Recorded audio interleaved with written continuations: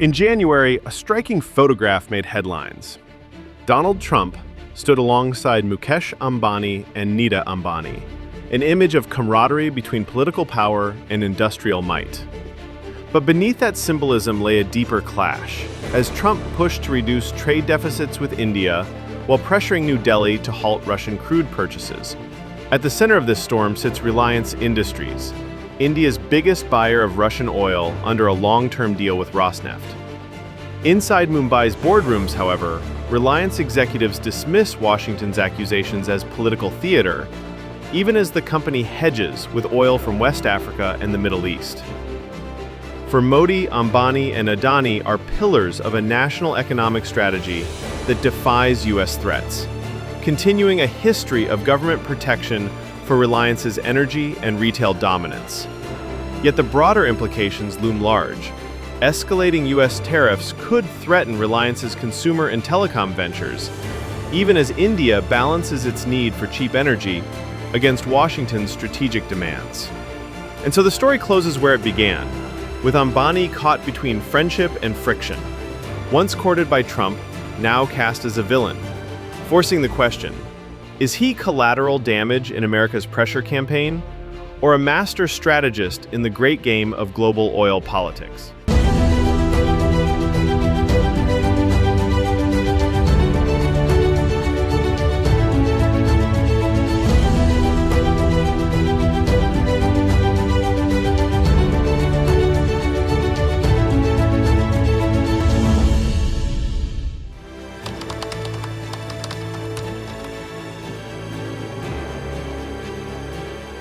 The clash between Mukesh Ambani and Donald Trump cannot be understood without first examining the larger backdrop of U.S. India trade relations. From the beginning of Trump's presidency, Washington's posture toward New Delhi was marked by a fixation on trade deficits. Trump repeatedly criticized India for what he called unfair trade practices, pointing to tariffs on American goods and the persistent imbalance in goods and services between the two nations. The message from the White House was clear. If India wanted closer ties with the U.S., it would have to open its markets and reduce the deficit. Energy quickly became one of the most visible arenas for this pressure campaign. As the war in Ukraine shifted global oil flows, India emerged as one of the largest buyers of discounted Russian crude, a lifeline for its growing economy, but a flashpoint for Washington. Trump and his advisors seized on this issue, framing India's reliance on Russian barrels not only as an economic concern, but also as a geopolitical problem that undermined U.S. sanctions and strategic objectives. The criticism grew sharper with time. Trade hawks like Peter Navarro, Trump's longtime advisor on economic nationalism, and Treasury Secretary Caroline Bessent took direct aim at what they called India's energy titans. Without naming Ambani explicitly, their remarks carried a clear subtext. Conglomerates like Reliance Industries, with its massive refining capacity and global reach, were seen as key drivers of the surge in Russian crude imports. Navarro accused India of profiting from blood oil, while Bessent warned that America would not tolerate backdoor financing of Moscow through the world's largest refiners. This rhetoric set the stage for an inevitable collision. On one side was Trump's America, determined to reduce deficits and assert control over global energy markets. On the other was India, led by corporate giants like Ambani, determined to secure cheap energy and leverage its rising status as a global consumer powerhouse. The trade clash was no longer an abstract dispute over numbers. It had become personal, strategic, and centered on the energy empire of one of the world's richest men.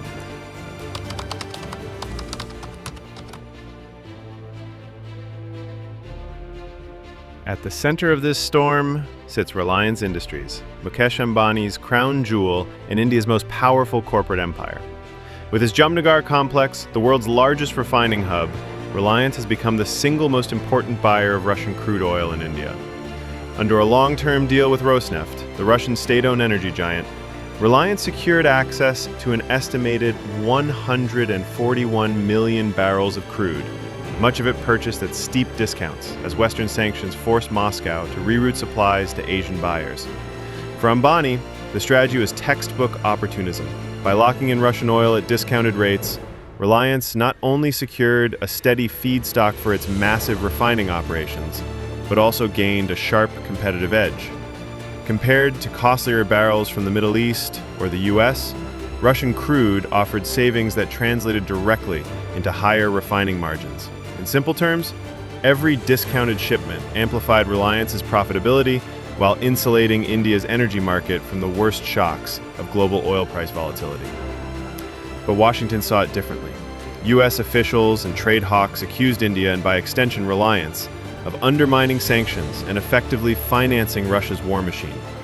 Navarro and Treasury Secretary Caroline Bessent were particularly blunt, pointing to Reliance's margins and claiming that India's refiners had pocketed, quote, $16 billion in excess gains by taking advantage of discounted Russian oil. To critics, these profits were not simply a shrewd business move, they represented opportunism at the expense of global security.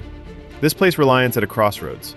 On one side stood the undeniable benefits: cheaper energy for India's growing economy, stronger profit margins for Ambani's empire, and a supply chain less vulnerable to Middle Eastern volatility. On the other side was mounting pressure from Washington, which painted Reliance as a bad actor, enabling Moscow's survival. For Ambani, the calculation was no longer just financial, it was geopolitical. The question was whether Reliance could continue threading the needle, profiting from Russian crude while withstanding the crossfire of U.S. sanctions and political pressure.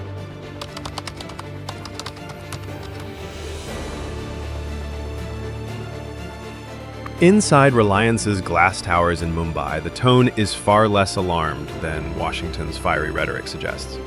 Executives close to Ambani have quietly dismissed the U.S. accusations of sanction busting and, quote, excess profits as little more than political grandstanding, a convenient narrative for Trump and his advisors to play tough on trade while rallying domestic audiences. From Reliance's perspective, buying Russian crude was neither illegal nor immoral. It was a pragmatic business decision, fully compliant with Indian law and aligned with the country's energy security priorities. The market seemed to agree. Instead of punishing Reliance, investors largely brushed off the U.S. criticism. In fact, the company's stock price remained steady or even rising during the height of the controversy, signaling confidence that Washington's bark would be louder than its bite. For shareholders, the equation was simple. As long as discounted oil kept flowing and margins remained high, Reliance's bottom line was secure. Political storms, no matter how dramatic, rarely rattled the fundamentals of Ambani's empire. Meanwhile, Ambani himself pursued a strategy of quiet hedging. While Reliance continued to capitalize on discounted Russian crude, it also diversified supply lines, purchasing significant volumes from West Africa and the Middle East. This not only gave the company flexibility in refining blends, but also provided a shield against potential sanctions or sudden disruptions. By maintaining multiple sources of crude, Reliance could portray itself as a balanced global player, rather than a refinery dependent on Moscow alone. The result is a striking contrast. On the stage of global politics, Ambani is cast as a controversial figure at the center of U.S.-India tensions. But in the boardrooms of Mumbai, the narrative is far calmer. Reliance continues to operate as usual, its financial performance insulated by both market confidence and Ambani's calculated hedging. For all the noise of political theater, the business reality remains one of resilience, profitability, and strategic adaptability.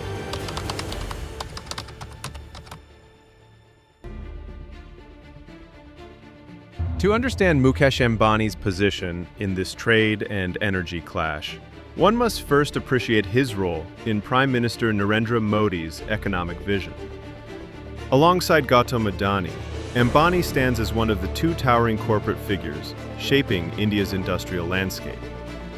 Together, they embody Modi's model of development, fast-tracked infrastructure, expansive digitalization, and a push to make India a global hub for both energy and consumption.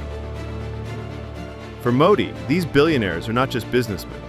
They are pillars of national strategy, instruments through which India projects both economic ambition and political resilience. It is this alignment that explains New Delhi's defiance in the face of Trump's threats. When Washington turned up the heat over Russian oil, India's response was blunt. Its energy security would not be compromised. Officials argued that as a developing nation with soaring demand, India had every right to buy oil wherever it was cheapest. In practice, this meant shielding conglomerates like Reliance and ensuring that global pressure did not undercut their ability to keep India's refineries humming.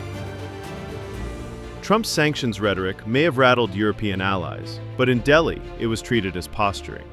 India would not abandon affordable Russian crude simply to appease Washington. This defiance was not born overnight. Reliance, in particular, has benefited for decades from government protection and patronage. From the days of Dhirubhai Ambani, Mukesh's father and the founder of the empire, the company has enjoyed a unique relationship with the Indian state, gaining favorable policies, market access, and regulatory support.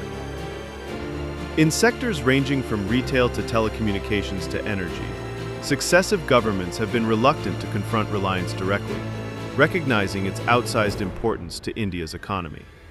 Whether through tariff barriers, tax breaks, or quiet regulatory shielding, Reliance has long been treated as a national champion.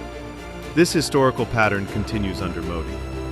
Reliance's ventures into renewable energy, retail, and digital infrastructure have all been framed as part of the government's nation-building agenda. For Ambani, this creates a powerful buffer. Even as U.S. officials threaten sanctions and tariffs, the Indian state is unlikely to abandon him. Instead, his business interests and Modi's political interests remain intertwined in a symbiotic relationship, one that makes Ambani not just a corporate magnate, but a strategic player in the shaping of India's national policy.